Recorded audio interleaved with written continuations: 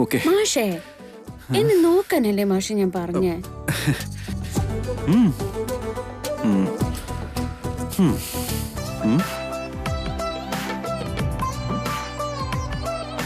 സമ്മതിച്ചു, ഇതൊരു ഒന്നൊന്നര ആത്മവിശ്വാസാണല്ലോ.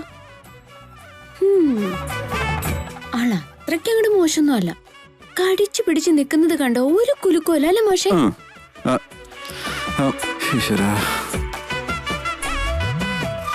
എന്താ മാഷെ മാഷ അങ്ങനെ നോക്കുന്നേ?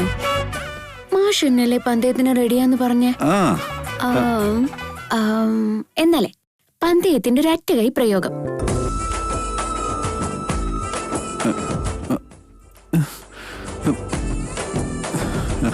അല്ല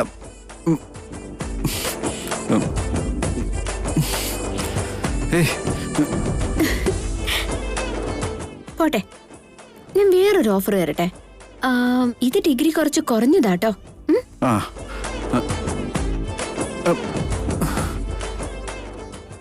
ചെണ്ടുമല്ലികപ്പൂവു നീ കണ്ടു കണ്ടു വന്ന വണ്ടു ഞാൻ, ചുണ്ടിനുള്ളിലുള്ള തേൻ കണം തരുമോ കൺമണി, കൊഞ്ചലൂറിടുന്ന പാട്ടു നീ തഞ്ചമോടെ നിന്റെ കൂട്ടു ഞാൻ, നെഞ്ചിനുള്ളിലുള്ള താളമായി വരുമോ പൊന്മണി, ഓ പട്ടുടുത്ത പൊൻചില്ല നീ തൊട്ടു തൊട്ടു വന്ന തെന്നൽ ഞാൻ, തൊട്ടടുത്തിരുന്നു നിൻമുഖം കാണുവാൻ മോഹമായി,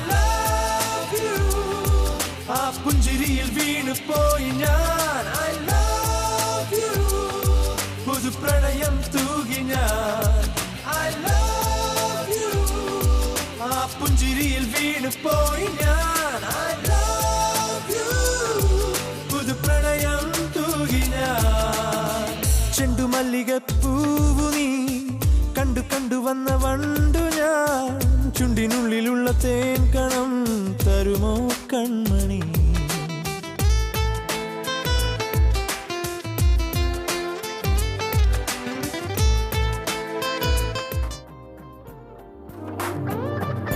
എന്നെ ഇഷ്ടമാണെന്ന് പറഞ്ഞിട്ട്, ഞാനില്ലാതെ ജീവിക്കാൻ പറ്റില്ല എന്ന് പറഞ്ഞിട്ട്, ഞാൻ ഇത്രയും മുറുക്കി കെട്ടിപ്പിടിച്ചിട്ടും ഒരു മൈൻഡും ഇല്ലല്ലോ ദേവേട്ടാ. വധശിക്ഷയ്ക്ക് വിധിച്ചവർക്ക് പോലും ഇതുപോലൊരു ടോർച്ചർ കൊടുക്കല്ലേ. എടീ ക്ഷീ.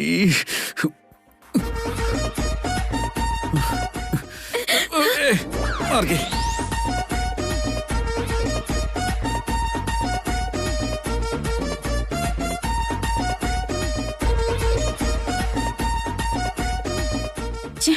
പ്ലാനൊക്കെ വെറുതെ ആയി പോയല്ലോ.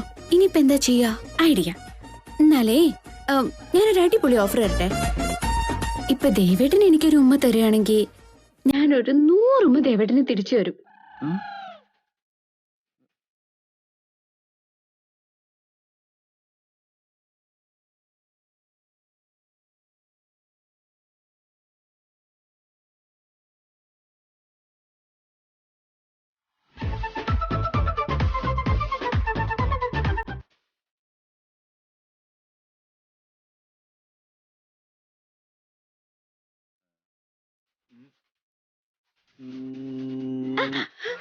തോറ്റുപോയല്ലോ. അയ്യോ യക്ഷി. ആരാ യക്ഷി? പന്തയം വെച്ചു, ദേവേട്ടൻ തോറ്റുപോയി തോറ്റുപോയി തോറ്റുപോയി തോറ്റുപോയി. നീ ശരിക്കും രക്ഷയടി. ഇതുപോലെ എന്നെ കെട്ടിപ്പിടിച്ചിട്ട് 100 ഉമ്മ തരാന്ന് പറഞ്ഞ് പറ്റിച്ചല്ലേ, എന്നിട്ട് ഒരു ഉമ്മ പോലും തന്നില്ല. നീ ശരിക്കും രക്ഷയടി, ഒരു വടയക്ഷി. അതെല്ലാം ആദ്യരാത്രി തരാൻ വേണ്ടി സൂക്ഷിച്ചു വെച്ചിരിക്കുവല്ലേ. എടി യക്ഷി, ധൃതി വെക്കല്ലേ. എല്ലാവർക്കും പാലെടുത്ത് കൊടുത്തിട്ട് വരാം. അല്ല എന്നാലും എനിക്ക് ഈ യക്ഷി ഇഷ്ടമാടി. നിനക്ക് ഞാൻ വെച്ചിട്ടുണ്ട്.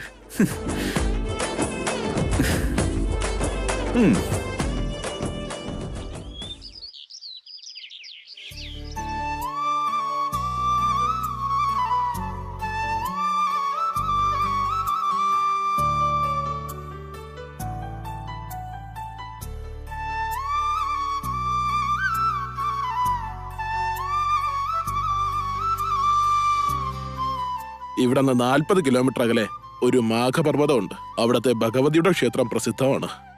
ദമ്പതി സമേതരായി അവിടെ പോയി വിളക്ക് കത്തിക്കണം.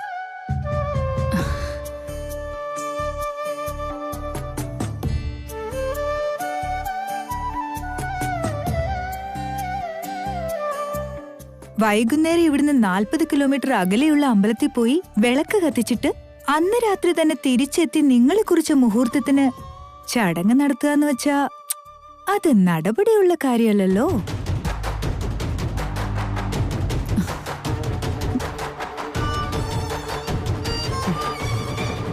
അവിടെ അടുത്തെങ്ങാനും തന്നെ ആദ്യ രാത്രിക്കുള്ള ഏർപ്പാടുകളൊക്കെ നടത്തേണ്ടി വരുമോ?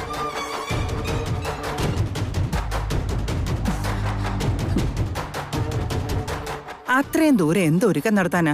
വല്ലതും അറിഞ്ഞുകൊണ്ടാണോ നീ സംസാരിക്കുന്നേ? എന്ത് പറഞ്ഞാലും തർക്കുത്തരമായിട്ട് വന്നോളും. 40 കിലോമീറ്റർ വലിയ ദൂരമൊന്നുമില്ലല്ലോ.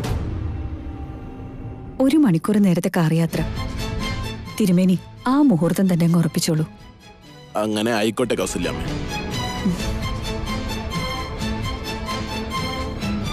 പക്ഷെ വേറൊരു പ്രധാനപ്പെട്ട കാര്യം കൂടി ഉണ്ട്.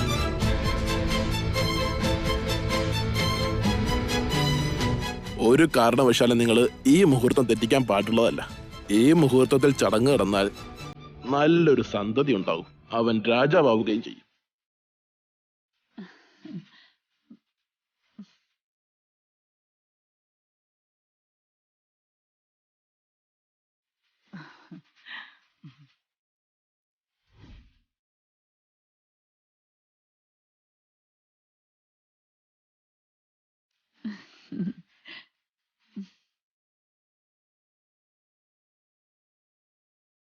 ഇത് പിഴച്ചാൽ ഈ ദമ്പതികൾ വീണ്ടും സംഗമിക്കുന്നത് അസംഭവ്യമാണ്.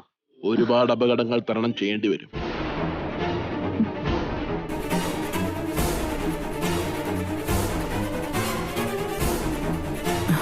അങ്ങനൊന്നും ഉണ്ടാവില്ല. ഈ മുഹൂർത്തം ഞങ്ങൾ തെറ്റിക്കില്ല. നിങ്ങൾ അതങ്ങ് ഉറപ്പിച്ചോളൂ. ശരി ഇന്ദുവമ്മേ.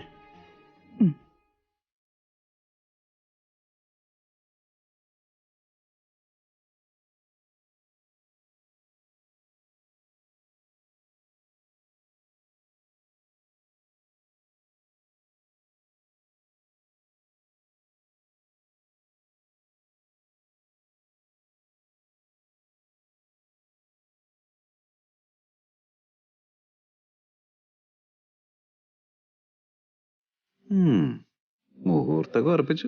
നിനക്ക് ഞാനൊരു പണി വെച്ചിട്ടുണ്ട്. ഒന്ന് മിണ്ടാതിരിക്കുക ദേവേട്ടാ. ഇവിടെ എന്താ സംസാരിക്കണ്ടേന്നറിയില്ല. ആണോ? ഈ മുഹൂർത്തത്തിൽ ആദ്യ രാത്രി നടന്നാൽ അവൻ രാജാവാകുമല്ലേ? നടന്നില്ലെങ്കിൽ അപകടങ്ങൾ ഉണ്ടായിക്കൊണ്ടേയിരിക്കും. അങ്ങനെയാണെങ്കിൽ ഞാൻ എന്തിനിത് നടക്കാൻ അനുവദിക്കും? ഏറ്റവും വലിയ അപകടം ഞാൻ തന്നെയാണ്.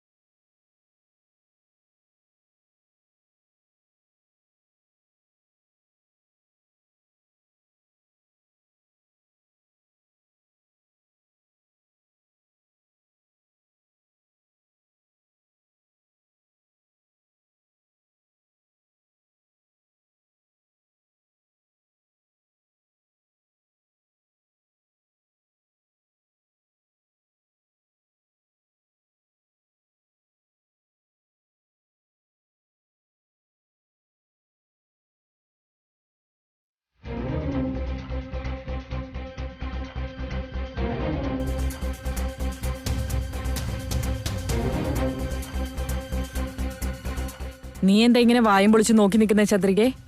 എന്റെ കല്യാണിയമ്മേ, ഇവള് ശരിക്കും നിങ്ങളുടെ മരുമോള് തന്നെയാണോ അതോ വൈദേഹിയാണോ?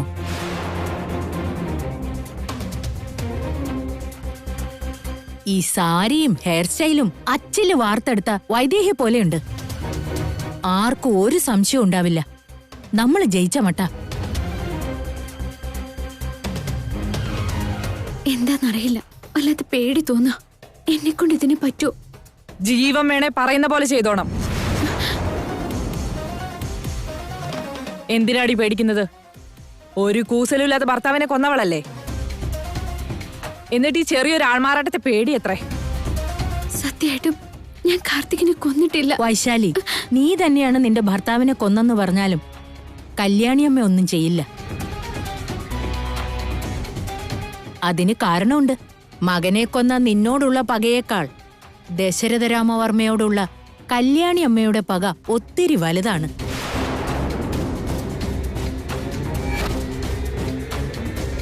അതുകൊണ്ടല്ലേ കൊന്നുകളയുമെന്ന് പറഞ്ഞിട്ടും വർമ്മയുടെ പേര് കേട്ടതും കല്യാണിയമ്മ മനസ്സു മാറ്റിയത്.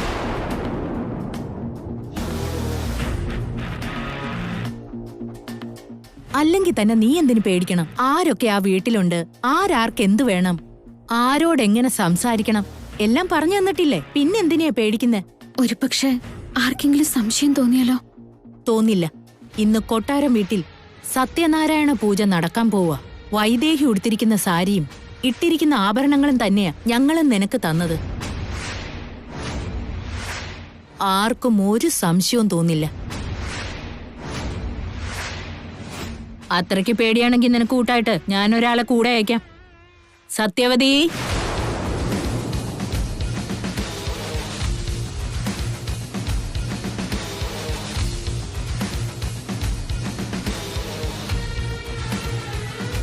ഇവരാരാണെന്ന് നിനക്കറിയോ?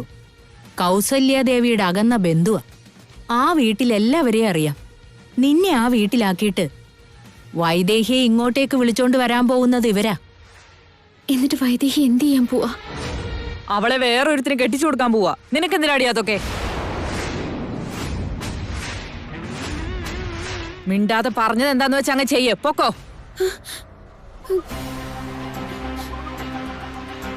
സത്യവതി, സൂക്ഷിച്ചു വേണം. കൊട്ടാരം വീട്ടിൽ സത്യനാരായണ പൂജ കഴിയും മുമ്പ് ആൾമാറാട്ടം നടന്നിരിക്കണം. അത് ഞാൻ നോക്കിക്കോളാം.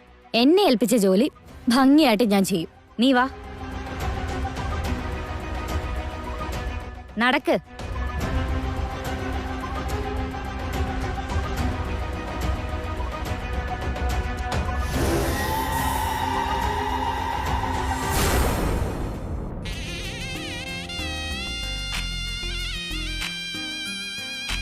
ओम लक्ष्मी नारायणाय नमो नमः।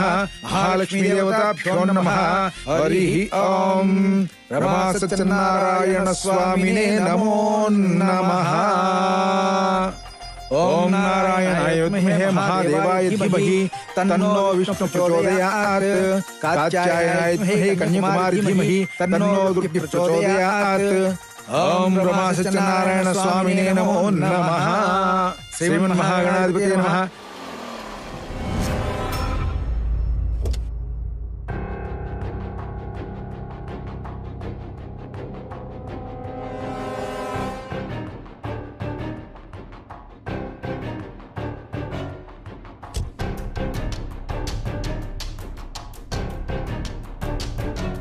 പറഞ്ഞ കാര്യങ്ങളെല്ലാം ഓർമ്മയുണ്ടല്ലോ. ആർക്കും ഒരു സംശയവും തോന്നരുത്. ആരും അറിയാതെ കാര്യം നടത്തിയേക്കണം. ആയിക്കോട്ടെ. നിനക്കെല്ലാം ഓർമ്മയുണ്ടായിരിക്കുമല്ലോ. ദേവൻ ആരാണെന്നും വർമ്മ ആരാണെന്നും കൗസല്യ ആരാണെന്നൊക്കെ അറിയാലോ അല്ലേ? കഴിയുന്നത്ര ഇവിടെ എല്ലാവരോടും കുറച്ച് സംസാരിക്കുന്നതാണ് നിനക്ക് നല്ലത്. ഇത്രയും നല്ലൊരു കുടുംബത്തെ ആ ചന്ദ്രികയും അമ്മയും ചേർന്ന് തകർക്കാൻ ശ്രമിക്കുന്നത് എന്തൊരു കഷ്ടോ. അതിന്റെ പ്രധാനപ്പെട്ടൊരു കണ്ണിയായി എനിക്ക് നിൽക്കേണ്ടി വന്നില്ലേ? എന്റെ ഈശ്വര, ഒരു നിവൃത്തിയില്ലാത്തോണ്ട് എനിക്ക് തന്നെ നിൽക്കേണ്ടി വന്ന്. എന്നോട് ക്ഷമിക്കണം. ഞാൻ കാരണം കുടുംബത്തിന് ഒരു ദോഷവും ഉണ്ടാവരുത്. സാരി തുമ്പെടുത്ത് മുഖം മറിച്ചു.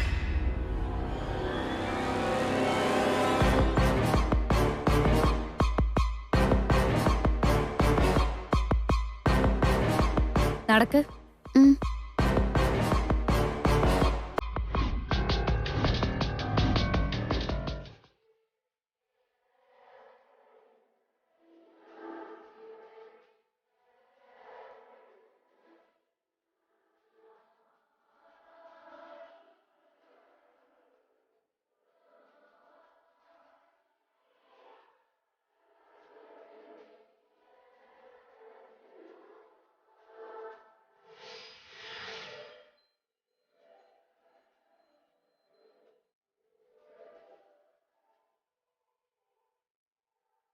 ഒരുക്കങ്ങളെല്ലാം കഴിഞ്ഞിരിക്കണു. മോള് വന്നാ പൂജ തുടങ്ങായിരുന്നു. അവള് ദേ ഇപ്പൊ വരും തിരുമേനി. ഊർമിളെ വൈദേഹി ഒരുങ്ങിയൊന്ന് നോക്കിക്കേ. ആ നോക്കാമേ. ഓം ലക്ഷ്മീ നാരായണായ നമോ നമഃ. മഹാലക്ഷ്മീ ദേവതാഭ്യോ നമഃ. ഹരി ഓം രമാ സത്യനാരായണ സ്വാമിനേ നമോ നമഃ. ഓം നാരായണായ വിദ്മഹേ മഹാദേവായ ധീമഹി.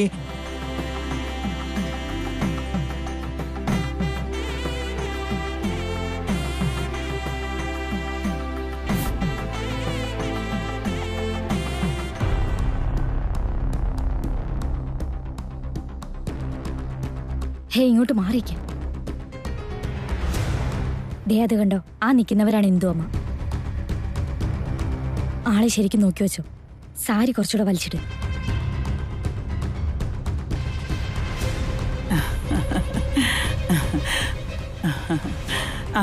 ഒന്ന് നിന്നേ.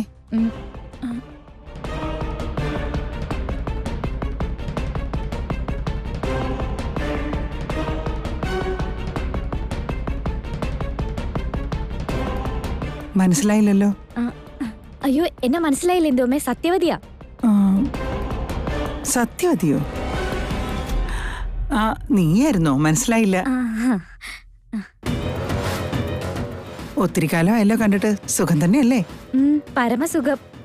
ഇതാരാ ഈ തട്ട വീട്ടുകൂടെ? എന്റെ അനിയന്റെ മോളാ. അതെയോ? എന്തിനാ ഈ കുട്ടി തലയിൽ തട്ടവിട്ടിരിക്കുന്നത്? ഒന്നുമില്ല, കല്യാണം കഴിച്ചിരിക്കുന്ന രാജസ്ഥാനിലെ കൊട്ടാരത്തിന്നാ. അവിടുത്തെ ആചാരം ഇങ്ങനെയാ. ഓ അതെയോ? വൈദേഹി എവിടെ ഇന്ദു അമ്മേ? അവളും മോളിലുണ്ടായിരിക്കും. നിങ്ങളെല്ലാരും പൂജ നടക്കുന്നിടത്തിട്ട് ചെല്ലേ, ഞാൻ വന്നോളാം. ആയിക്കോട്ടെ, വാ വൈശാലി. പിന്നെ വേറെന്തൊക്കെയാ?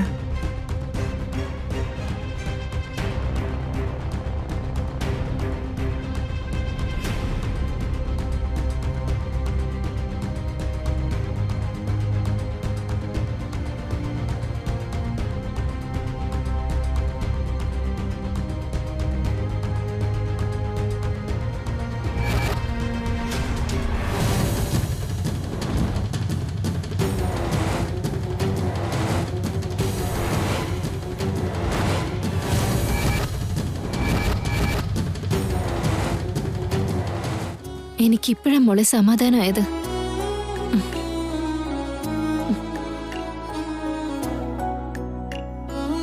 വൈദേഹി, പൂജ തുടങ്ങാനായി. തിരുമേനി നിന്നെ വിളിക്കുന്നുണ്ട്. പെട്ടെന്ന് വന്നേ. ദേ വരുന്നു ഊർമിളേച്ചി. എഴുന്നേക്ക് മോളെ.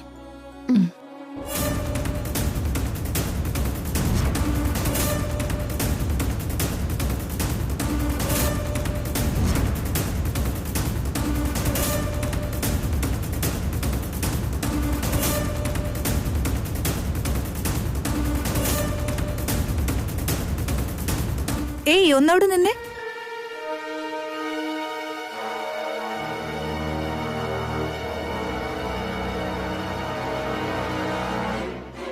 ആരാ നിങ്ങളെല്ലാവരും? ഊർമിളെ, ഞാൻ സത്യവതിയാ. ഇവളെന്റെ അനിയന്റെ മോളാ. വൈദേഹി?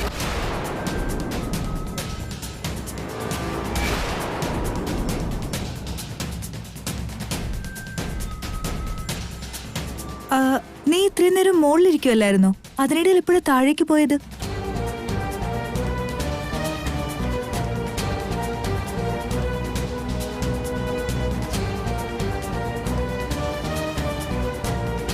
അയ്യോ, അത് വേണ്ട. അത് വൈദേഹിയൊന്നും അല്ല. ഇവളെന്റെ അനിയന്റെ മോള് വൈശാലിയാ. വൈശാലിയോ? അതെ ഊർമിളെ. അതേ സാരി കാണാനും വൈദേഹി പോലെ തന്നെ ഉണ്ടല്ലോ. യാദൃശികമായി രണ്ടുപേരും ഒരേപോലത്തെ സാരി ഉടുത്തതായി കൂടെ ഊർമിളെ? എനിക്ക് വിശ്വാസമില്ല. ഞാനൊന്ന് നോക്കട്ടെ. അല്ലെന്ന് പറഞ്ഞില്ലേ? ഇത് വൈദേഹി അല്ല. വൈദേഹി മോളി തന്നെ ഉണ്ടാവും. വേണമെങ്കിൽ ചെന്ന് നോക്കൂ ഊർമിളെ. വൈദേഹി? ഇത് വരുന്നു ഊർമിളേച്ചി.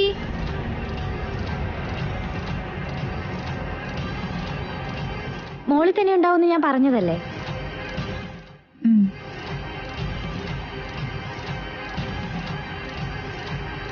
ഭഗവാനെ.